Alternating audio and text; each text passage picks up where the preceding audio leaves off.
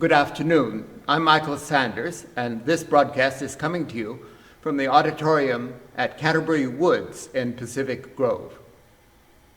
This afternoon, I'd like to share with you some of the great songs of Disney and also some music from ballets by Tchaikovsky that found their way into Disney animated movies.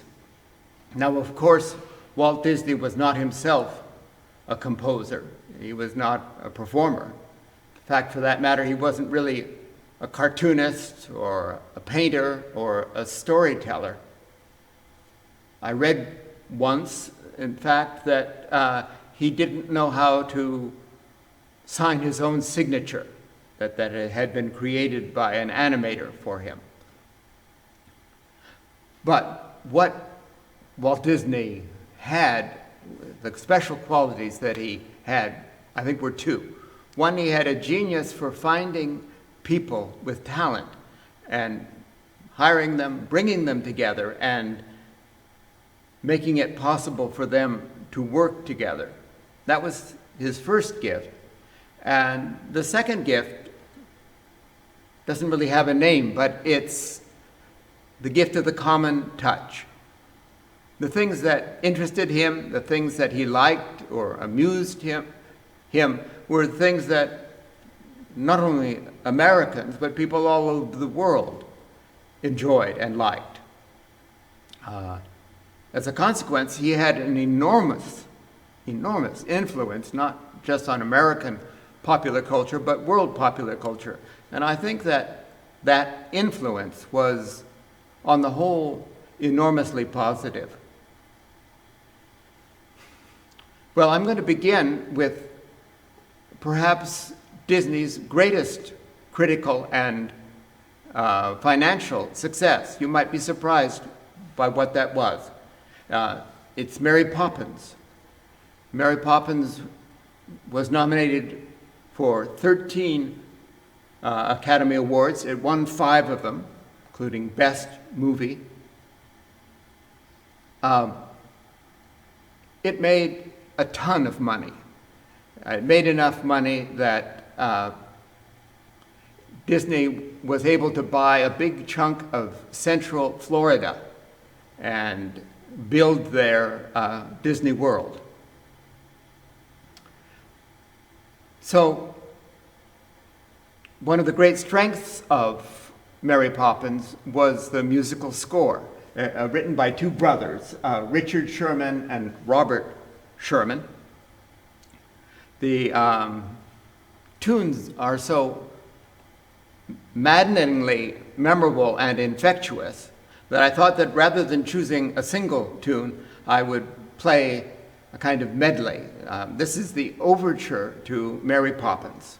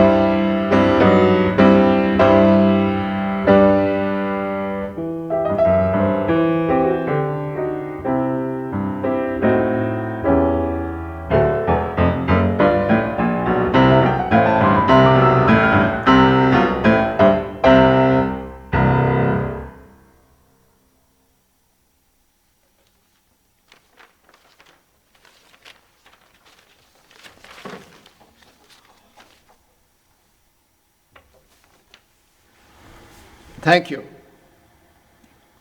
Now, as I said, Mary Poppins was very popular, but there was one person, at least, with whom it was not at all popular. This is an English woman who was born in Australia, and her name was P.L. Travers. She hated the animation. She hated the songs. She hated the dancing. And in particular, she hated that the character of Mary Poppins had been softened and humanized and warmed up. And the reason that makes any difference is that she was the author of the 8 novels on which Mary Poppins was based. And after the premiere, she refused to have anything to do with Walt Disney and refused to consider any kind of sequel. She did not, however, refuse the money that came to her in royalties, and she became a very wealthy woman as a consequence. Years and years later, after both Disney and Miss Travers had died, the estate of Travers came to an agreement with Walt Disney Company, and they did make a sequel, Mary Poppins Returns. It was a good movie, but it was nowhere near as successful as the original. By the way, the interval between those 2 movies was 54 years, which must set some kind of a record for the length of time between a movie and its sequel. So, the movie, though it didn't have a great popular success, contained some really good songs by Mark Shyman and Scott Whitman, and I'd like to play one of them now. This is the song that Lin-Manuel Miranda sings as a lamplighter at the very beginning of the movie. This is Under the Lovely London Sky.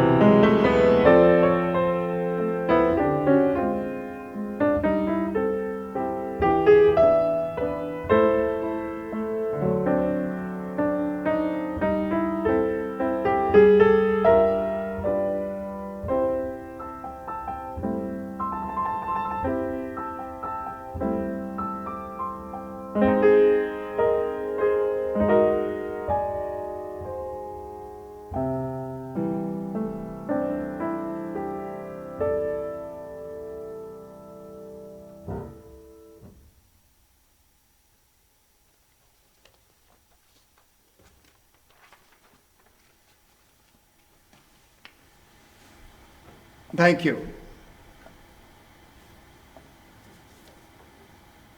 Now, the next song that I'm playing is the only Disney song ever to reach #1 on the hit parade. It comes from the animated film Aladdin, and the song is A Whole New World. Aladdin, who's kind of a street urchin, has met the shy princess Jasmine, and he takes her up in a flying carpet. They look down at the whole world spread beneath them, and by the end of the song, they're declaring their love to one another. So here is A Whole New World from Aladdin. It was written by Alan Menken and Tim Rice. This arrangement, like several others on this program, is by Brent Edstrom.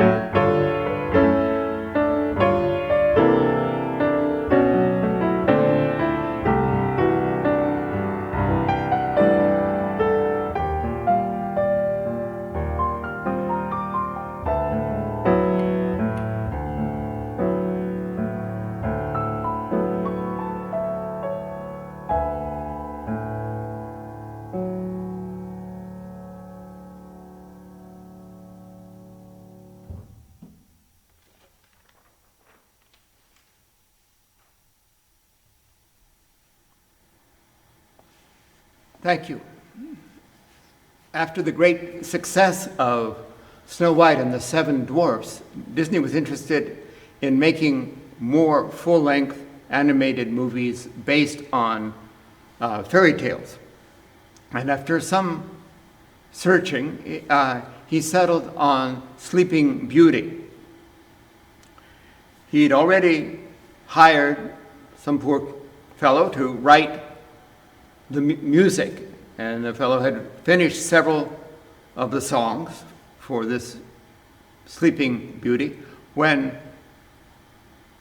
Walt Disney got word of there being a ballet by this Russian man named Tchaikovsky, a ballet about Sleeping Beauty.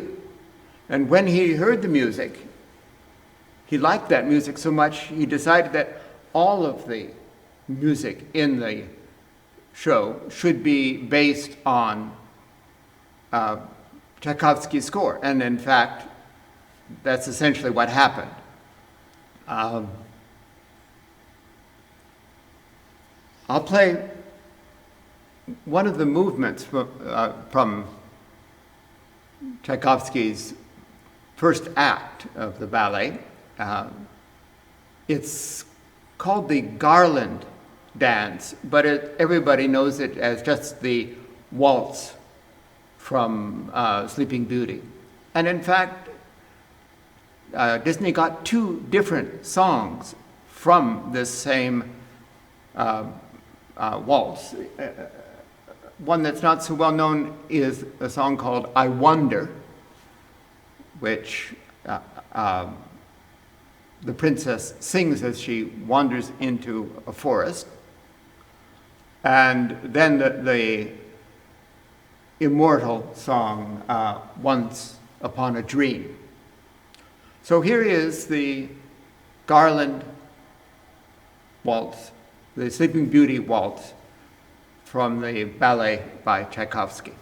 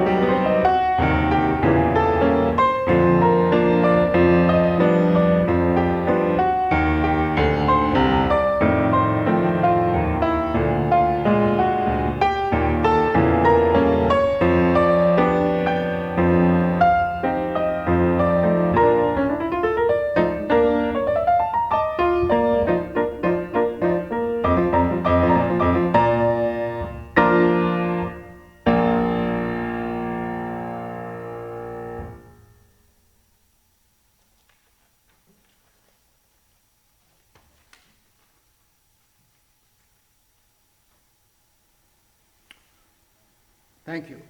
Now I'd like to play the title song from the animated movie Beauty and the Beast. It was written by Howard Ashman and for the lyrics and Alan Menken for the music. At this time, as the movie was reaching its completion, Howard Ashman learned that he was dying of complications of AIDS. And so he was very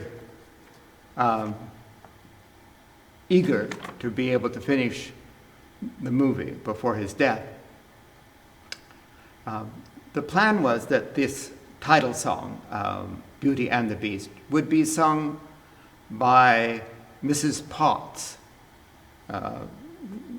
This is the character who had been housekeeper to the man who became the Beast and then was transformed into a teapot.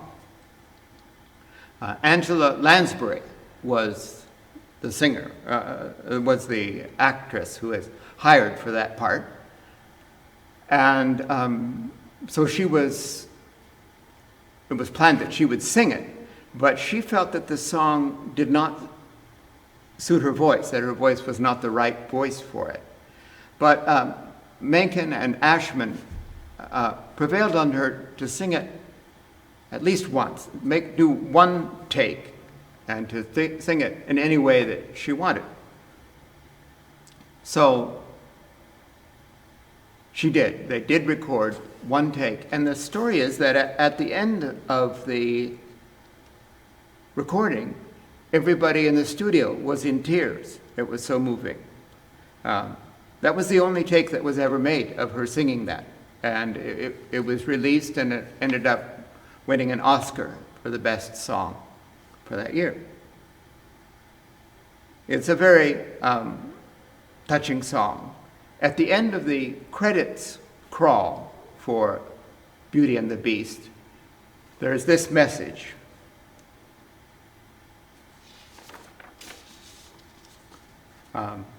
To our friend Howard, who gave a mermaid her voice and a beast his soul, we will be forever grateful. Howard Ashman, 1950 to 1991. This very beautiful arrangement is by Philip Keverin of the song Beauty and the Beast.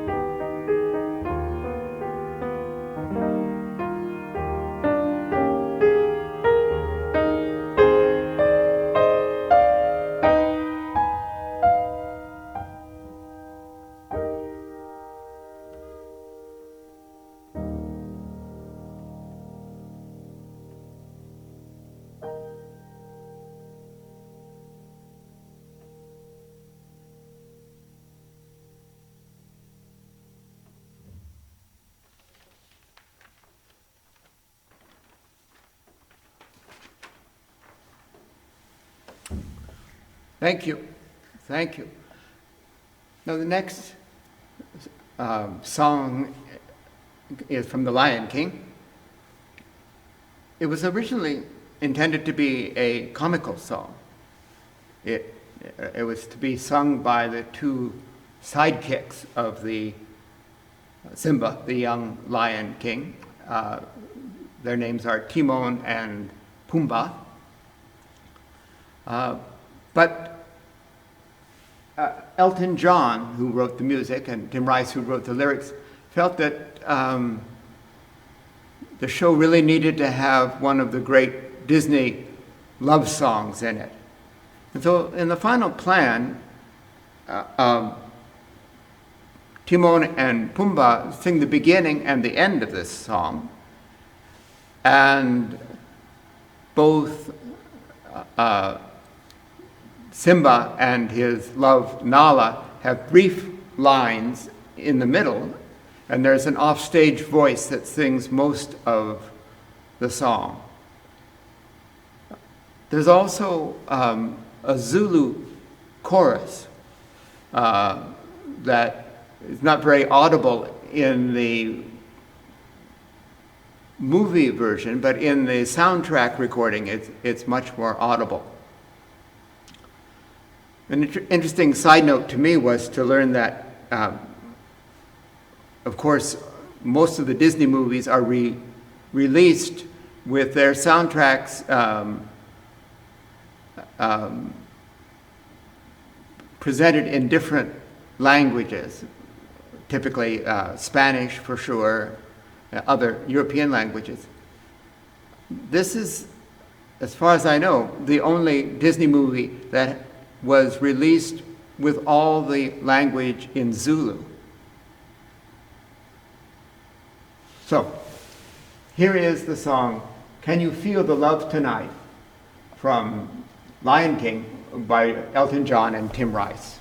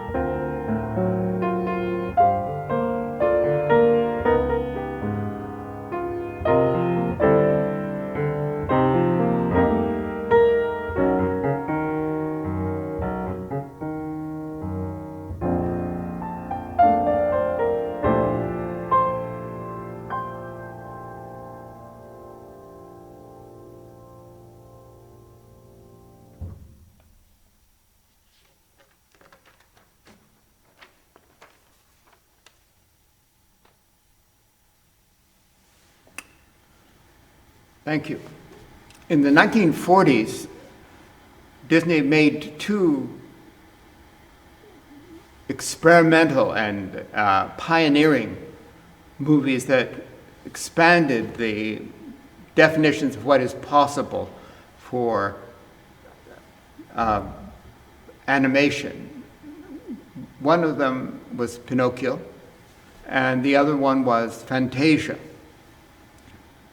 Fantasia, of course, is based on works of classical music that are set in different ways by animators. Among the works that Disney turned to were a set of characteristic dances from Nutcracker by Tchaikovsky. Now, Tchaikovsky did not have all his heart in writing Nutcracker to begin with. He thought the story was not as serious, not as profound as his other two major ballets. But after the death of his sister, he saw the character of Clara as being an embodiment of his sister. And so then the ballet became much more meaningful to him. In the Russian system of ballet, the composer ranks considerably below the top. He is not the most important person on the totem pole. Choreographer is the most important. And so for this ballet, the great Russian choreographer Petipa had written out explicit directions for how each of the dances was supposed to go. Perhaps that's one of the reasons why Tchaikovsky was not as eager, as enthusiastic about the show.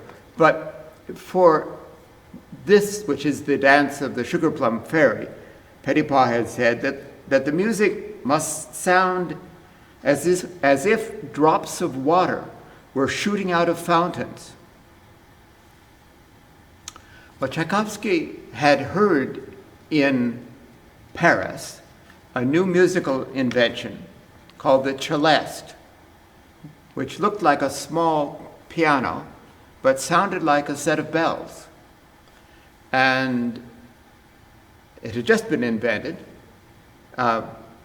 Tchaikovsky arranged for the celeste to be smuggled into Moscow. And the first time it was ever heard in public was in the first performances of this music in this wonderful Dance of the Sugar Plum Fairy from Nutcracker by Tchaikovsky.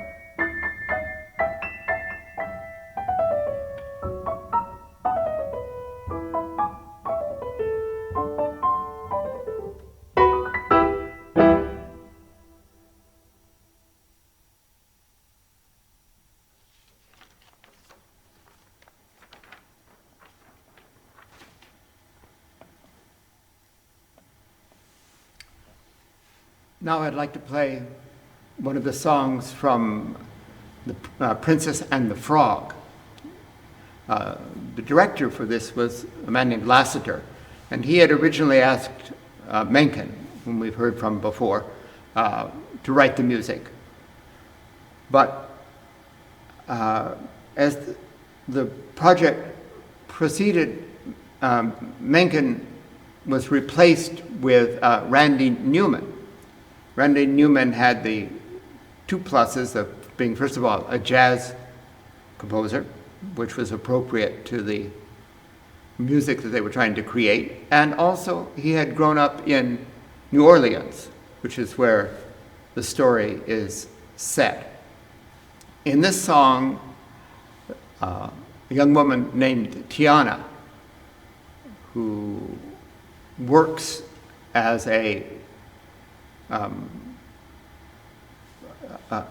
waitress in two different diners, to put together enough money to buy a property for the restaurant that she hopes to establish. She's realizing a dream that her father had had before his death. And in this song, she's explaining to her mother, first of all, why she is working so hard. And then she shares her vision of what the restaurant will be. That becomes a great, beautifully animated production number. So here is the song by Randy Newman, Almost There, from Princess and the Frog.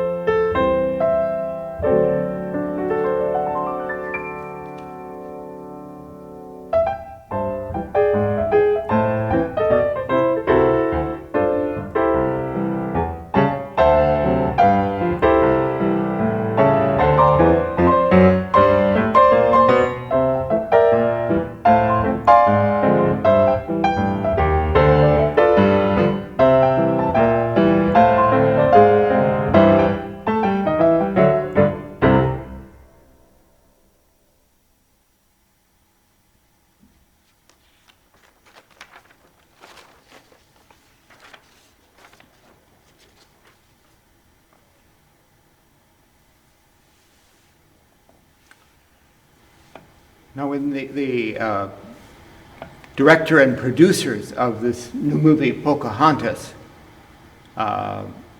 spoke with the musical team, which consisted of Alan Menken and Stephen Schwartz, they said that this needed to be the heart and the soul of the entire show. And so the lyricist, who was Stephen Schwartz, turned to a document that at the time was believed to have been either a speech or a letter that Chief Seattle had written to the U.S. Congress. The U.S. Congress had either offered or perhaps threatened, maybe some of both, to buy the tribal lands of the tribes that Chief Seattle was head of. And it was believed at the time that Chief Seattle wrote an eloquent letter, or perhaps gave an eloquent speech.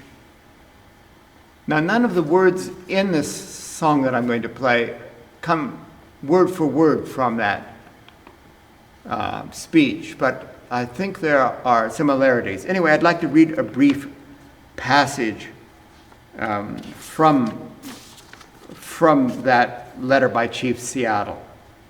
He wrote, "If we sell you our land, remember that the air is precious to us, that the air shares its spirit with all the life that it supports. The wind that gave our grandfather his first breath also received his last sigh. The wind also gives our children the spirit of life. So if we sell our land, you must keep it apart and sacred, as a place where man can go to taste the wind that is sweetened by the meadow flowers." So here is the song, Colors of the Wind, from Pocahontas, written by Menken and Schwartz.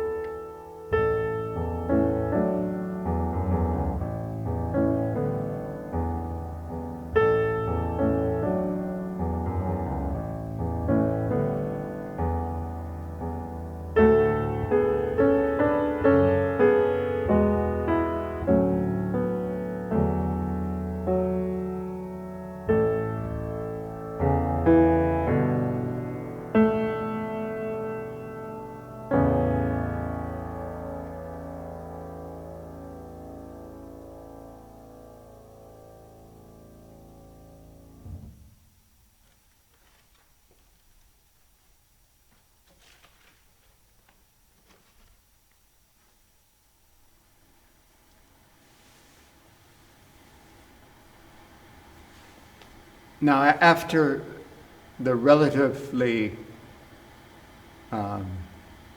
cool reception that both Fantasia and Pinocchio received in the 1940s, Walt Disney pulled back from his exploratory and experimental animation and decided it would be better to do things that were more certain to be successful. So I don't think he suspected that the music of Pinocchio, and in particular the song that I'm going to play for you now, would have the enormous success. The song is When You Wish Upon a Star. It was written by Ned Washington and Lee Harline. And I suppose now it's almost impossible to imagine Disney without this song. So many television shows and specials have incorporated it, so many parades, so many rides in parks have used it, and its influence is spread in many unexpected directions.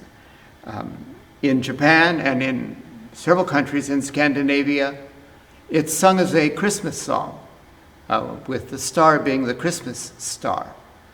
I'm told that in Scandinavia, it's a tradition the day before Christmas for families to come together and watch and sing along with a Disney sing-along television program.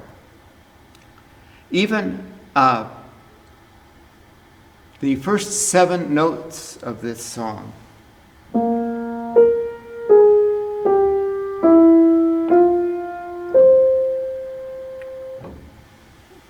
are used as the horn signal between the ships of the Disney Cruise Line. Well, here is a nice arrangement that is based on an improvisation by Dave Brubeck of When You Wish Upon a Star by Washington and Harline.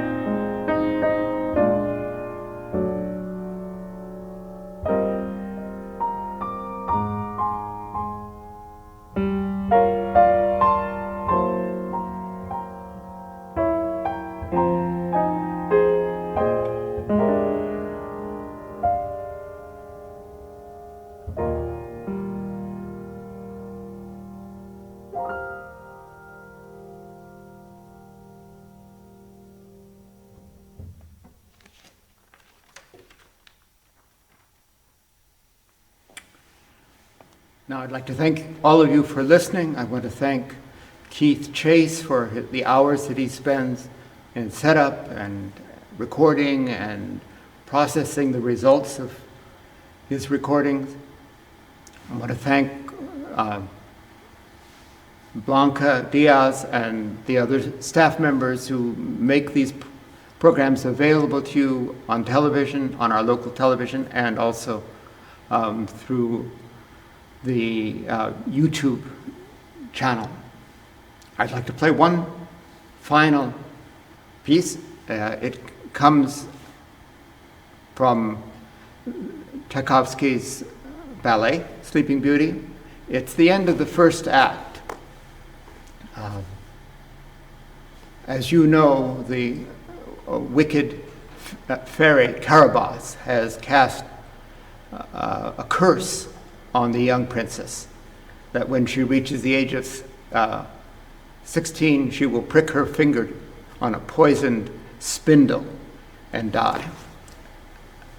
And as in all the wisest fairy tales, the forces of good are not able to completely defeat.